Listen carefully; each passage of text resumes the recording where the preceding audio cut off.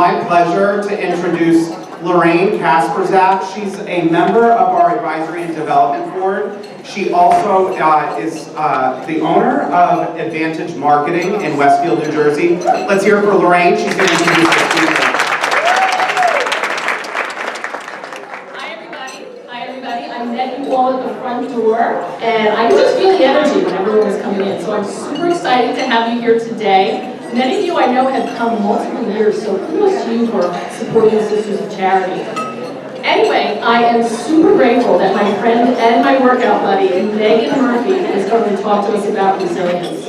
Now, when I met Meaghan, I was not feeling particularly resilient. My dad had just been diagnosed with pancreatic cancer, and he was down in Florida, so I didn't see him very much. And so I was feeling kind of down about that.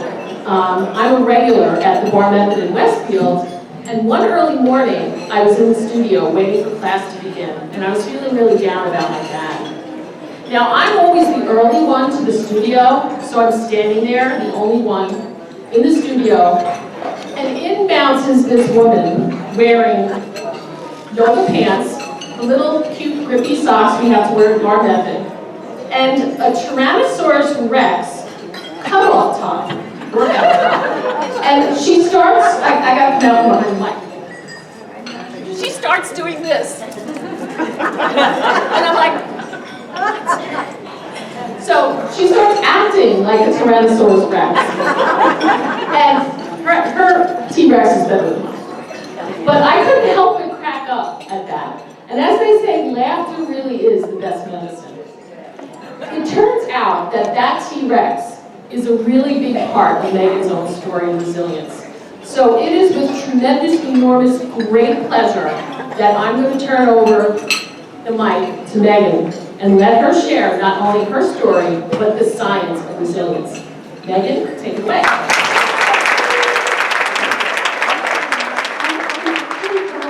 I lost my father to pancreatic cancer, and I did not know that story. Oh, I'm sorry to make you cry. I promised I would make you cry. Oh my gosh. Also, this woman, I'm not good at a podium. Let's get this mic out of here. Okay, here we go. This is more my speed.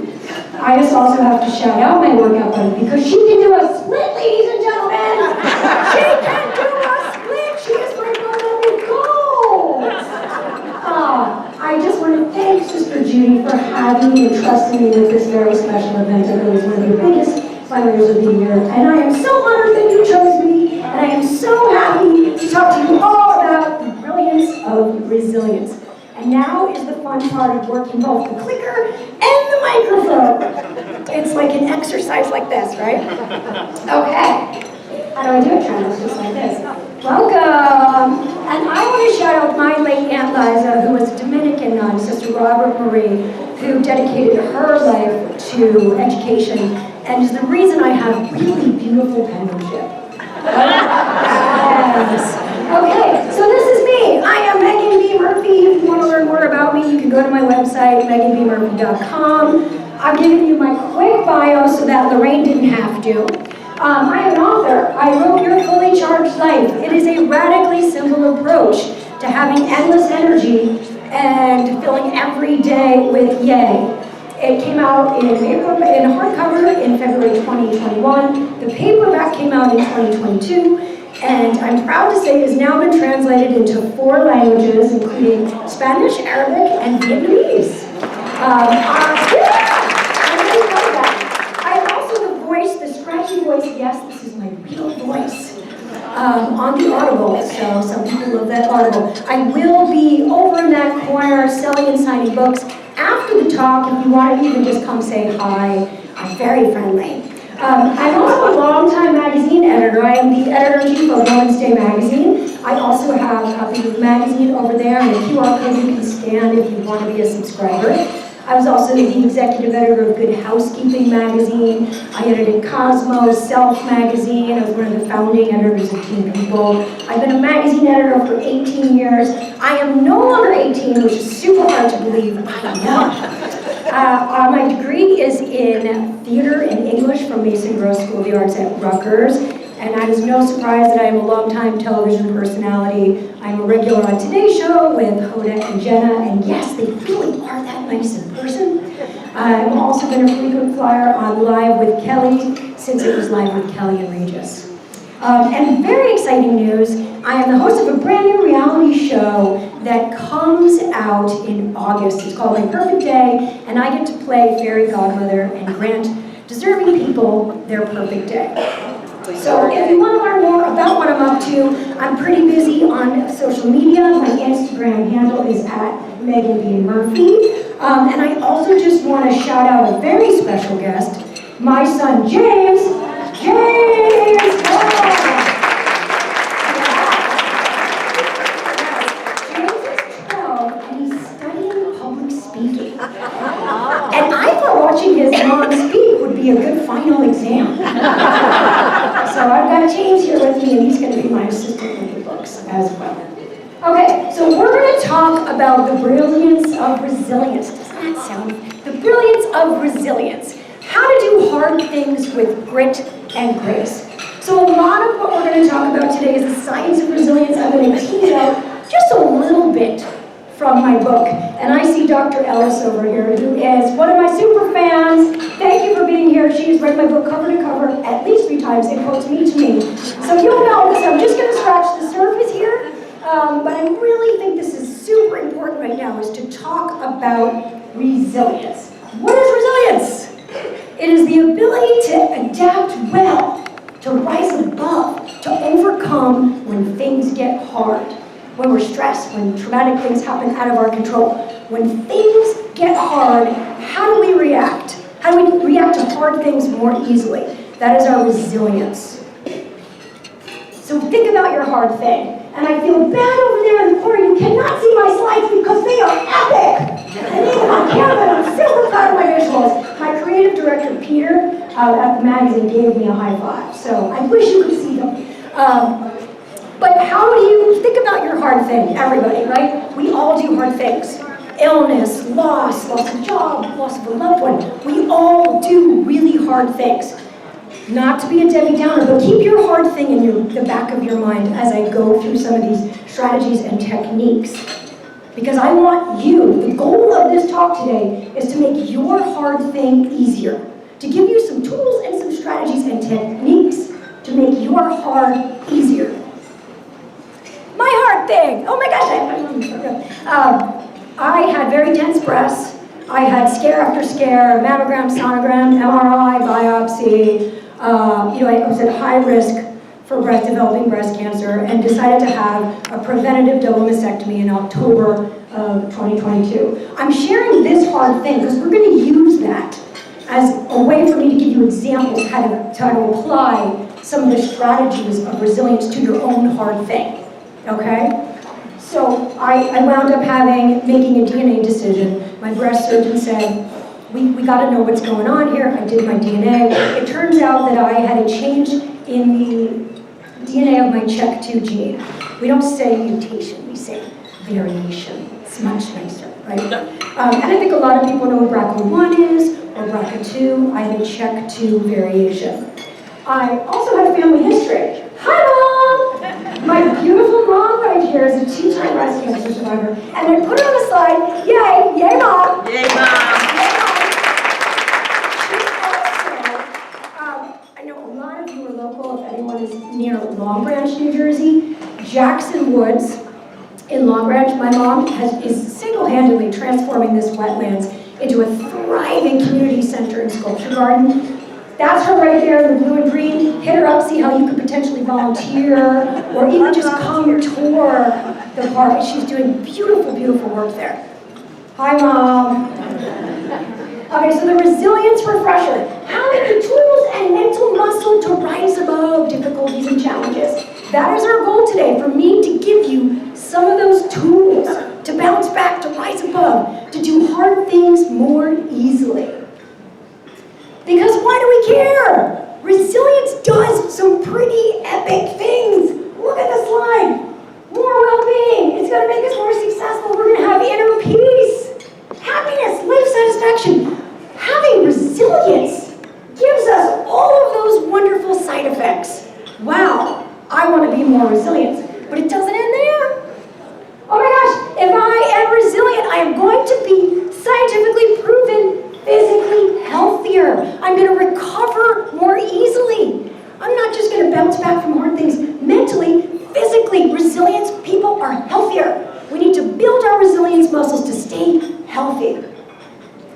I love a study drop. If you pick up my book, there is 45 pages of citations. I'm a longtime service journalist. I love the science, and I loved this study. So older folks who scored high in resilience were healthier overall over time, had less medical interventions. They were healthier.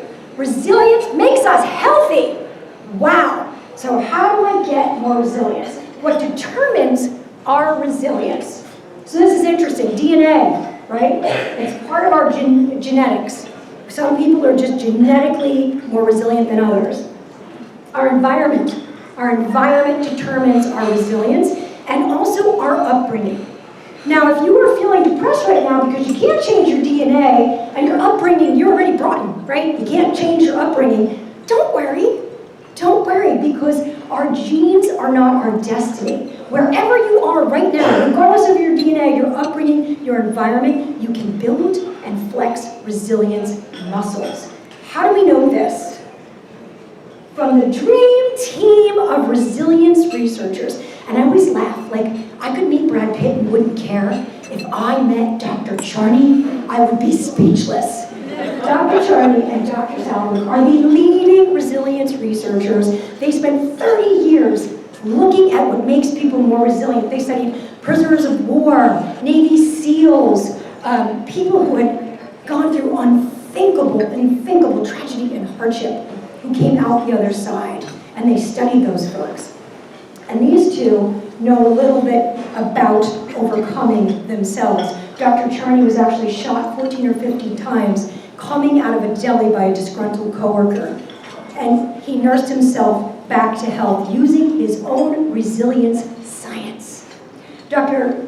Southwick sadly lost his battle to cancer in 2022, but he too overcame with many of the different strategies that they studied. So, in their studies, in this 30 years of research about how these people overcame, they came up with a 10-step resilience prescription. And this is where I take a little sip of water. For my scratchy voice. Okay. So they have this 10-step resilience prescription. And 10 feels daunting, right? I'm a magazine editor. It's always 3 ways to do this, max 5 ways to do that. 10 feels daunting. But here's good news. The good news is that you don't need to do all 10 of these things. If you leaned into 1 or 2 of these things, which I'm going to walk you through today, you could build your resilience, and you could be healthier, happier, more successful by virtue of flexing these resilience muscles. Keep a positive attitude. We're not talking about Pollyanna optimism here. We're talking about realistic optimism. And Dr. Charney looked at a prisoner of war. And this is what he meant by realistic optimism. That prisoner of war fully acknowledged and accepted how horrible his circumstances were, but he also believed that he would get through it. So it's understanding what's happening, but also leaning into the belief that you can overcome it. That is keeping a positive attitude. Reframing stressful thoughts, cognitive reappraisal. We'll talk a little bit about that. How can you think about your situation differently? How can you give it some meaning or some purpose to your struggle? Developing your moral compass. That's your set of beliefs that are unflappable. Maybe it's your spiritual, your religious faith. That what is unflappable, that no matter when that hard thing happens, you're going to maintain that moral compass. Finding a resilient role model. This one's so important, and I can't wait to tell you more about this one because Dr. Charney said if you do nothing else, you find this role model. By facing your fears. Fear is a compass. They looked at the Navy SEALs, right? They're scared to jump out of a plane, but fear is your guide. The thing that you're scared of tells you and guides you to what you need to learn to do to be able to overcome your fear. Fear is actually a guide. How do we face our fears? Develop active coping skills. I'm going to tell you one of my favorite ways to do that. Establish and nurture a supportive network, social network. This is so important. We need each other. Everybody in this room, you need each other. The only way to do hard things with more ease is to find your people, find your network. Prioritize your physical well-being. Movement is medicine. Food is fuel and nourishment. How do we do that? Training your brain and playing to your strengths. Okay, so that is the prescription. I'm gonna walk you through a couple of them. But again, there's 10 things, but if you did one of those, you could start to flex those resilient muscles and reap all of those benefits. Okay, so but before you can do anything, I like to say we start with the pre-charge. So when things feel really hard and daunting and stressful and scary, you gotta look inward first. And then we do what I like to call the 3 A's. Accept, right? We have to accept that it's okay not to be okay. Just like that prisoner of war, like, wow, I'm imprisoned and this is really, really awful, right? Accept, acknowledge the situation. When we are able to accept and acknowledge the hard thing, then we're poised to take action. And I always like to say this, it doesn't have to be some big, sweeping, huge action. I'm all about inching the needle, micro actions, one tiny little thing that you can do to move yourself onward, because that's the goal, onward instead of stuck. Okay, and this is my favorite caveat, and I know Lorraine loves this slide. We're not competing in the hardship Olympics. Your hard is hard. It doesn't matter who you think has it worse.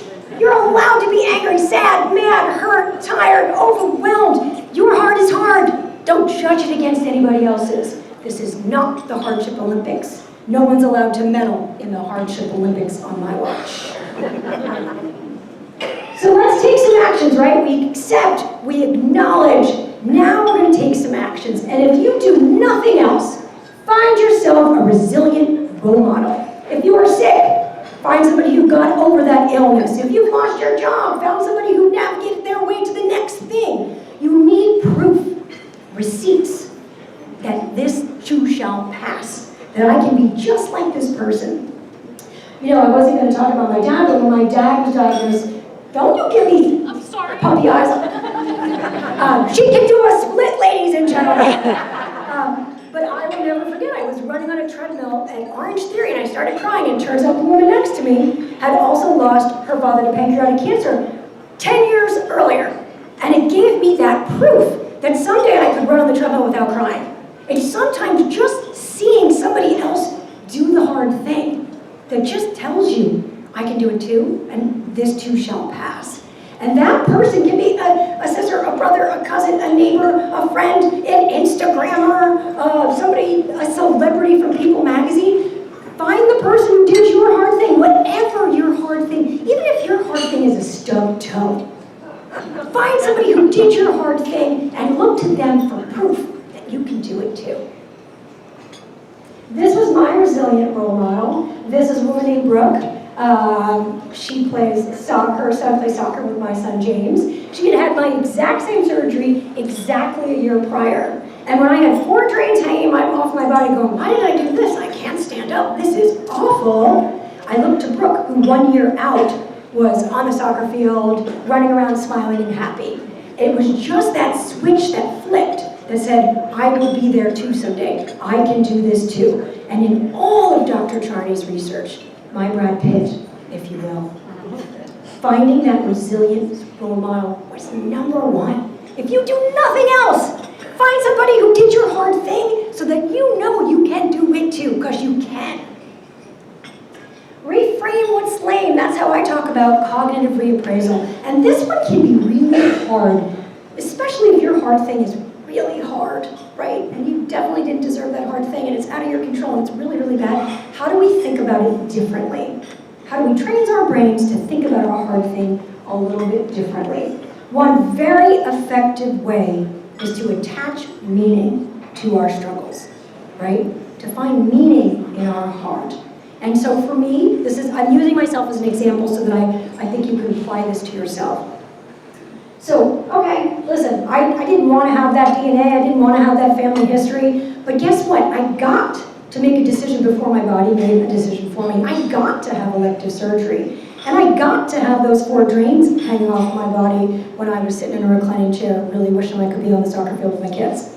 I got to do those things. And then I flipped the switch of attaching meaning. Wow, now I get to help people learn about this check 2 variation. I get to raise money and awareness and do more for the breast cancer community. I get to do those things. Attaching meaning to whatever it is that you're going through helps make the hard thing easier. There's also a couple of questions that you can ask yourself to help get through your hard thing more easily and to reframe a negative. Am I catastrophizing? Am I assuming the absolute worst? Have I gone down a negative spiral? Am I catastrophizing? Ask yourself that. Ask yourself this hard question. When things are really bad, is there any possible positive outcome from this situation? Ask yourself that hard question. Maybe there is. Am I grateful? Wow, right? Like, am I grateful for a cancer diagnosis? Am I grateful for a lost job? Am I grateful for some aspect of it? I lost my job, now I can spend more time with my kids and cook dinner? Maybe? What's the one aspect of the hard that maybe you're grateful for, right? In what ways am I better off than before this situation? That is a hard question when the hard is really hard. But ask yourself, am I better off in any way? And this is so key. What did I learn from this experience, right? We learn and we grow from our pain. And if we're willing to look at those lessons in the adversity, we grow leaps and bounds. Now a fun one, right? We talked about laughter is absolutely the best medicine. And when we have active coping skills, we can laugh off some of the hard stuff. And this one I love to walk people through because, like, how can I possibly be laughing? I just lost my home, or I just had my basement flooded. This isn't funny. But science tells us that humor is this pure hit of dopamine that spikes all of these feel-good chemicals in our brains. And when our brains are running on all these feel-good chemicals, it broadens our thinking. Not to get too science geeky, but it's the broaden and build theory. When our minds are open, wow, we can actually take action and affect change. We can broaden our thinking and affect change. How do we do that? Memes and jokes that take exact aim at our pain points are proven to be the most effective. And like, wow, that sounds like pretty simple, right? I'm just gonna make fun of the pain. But here's how it looks. I had my double mastectomy. I've got drains coming off my body. I'm in a wheelchair being like wheeled out of the hospital. And my surgeon comes up to me. He says, the T-Rex, the ring. And he goes, okay, so you can't move your arms. You gotta keep them locked at your side. Whatever you do, don't raise your arms. Can't scratch your nose or like keep your arms locked at your sides. He goes, you're a T-Rex. And I looked at this man and I go, I'm a what? I'm a T-Rex? He's like, yeah. He's like a T-Rex. I'm like, I just had a double mastectomy and you're telling me I'm a T-Rex? But I then flipped that switch for myself and made the T-Rex my mascot. I started doing my T-Rex shuffle, walking down when I could finally get up. I'm a T-Rex. I bought myself a T-Rex cashmere sweater. I made T-Rex cookies. I got a T-Rex sports bra. I didn't want to say that word. Yeah, sports bra! And I owned that because poking fun at something that is hard puts us in control. And when we're in control, we have some semblance of control of a hard thing, the hard gets easier. I'm a T-Rex. And I love this because science has my back on this. We don't lose our appreciation for humor in the throes of despair. We don't lose our funny bone. Laughter truly, and I don't love a cliche, but laughter is the best medicine. It truly is. So if you listen to two things today, get yourself a resilient role model and laugh it off. And then maybe phone a friend, because establishing a supportive network is so chiefly important. And I think there are two types of people, right? Something bad happens, and it's like they go into hibernation, and they hide, like they just shut off. And then there are people like me who are like, do you know what just happened? Do you know? Tell everyone.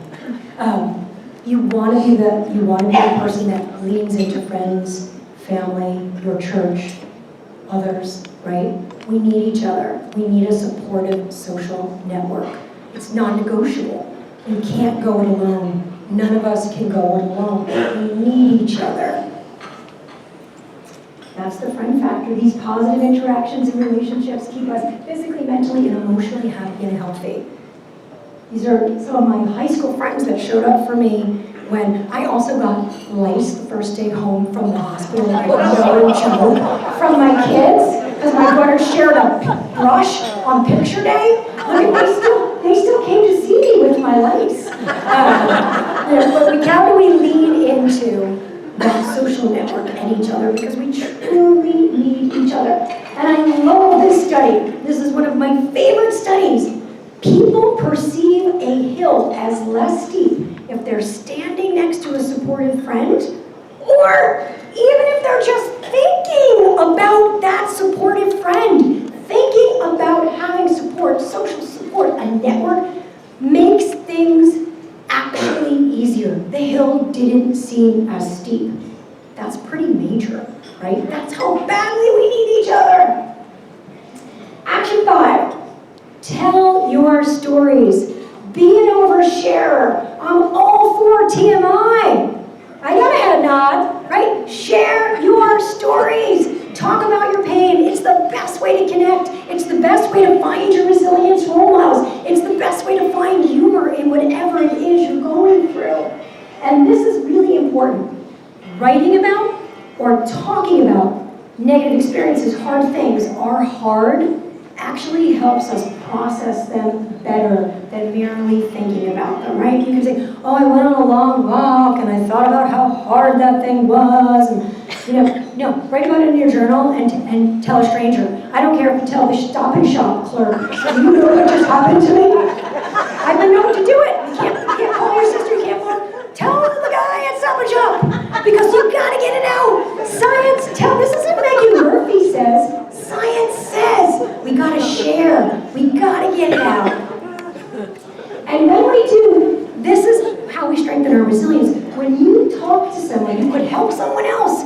And when we help someone else, it strengthens our own resilience. You can also find your voice, and I think this is very important. When you share your story, you're forced to give it a beginning and a middle and an end. It becomes a journey versus that thing that happened. Does that make sense? When you tell your story, you give it a beginning and a middle and an end. And now it's a journey. It's part of your larger story versus that thing that happened. Make it a part of your journey. And it also reaffirms your values. When we talk about our hard things, it reaffirms our values and who we are. And it strengthens our resilience. Thank you for letting me tell a little bit of my story today. I'm so grateful to be here. And if I'm taking questions, right? If we want, I have 5 minutes of questions. I can put the paper down and take a little sip of anyone. Mom, do you have any questions? James, was I slow enough? We were working on going slow with his speech.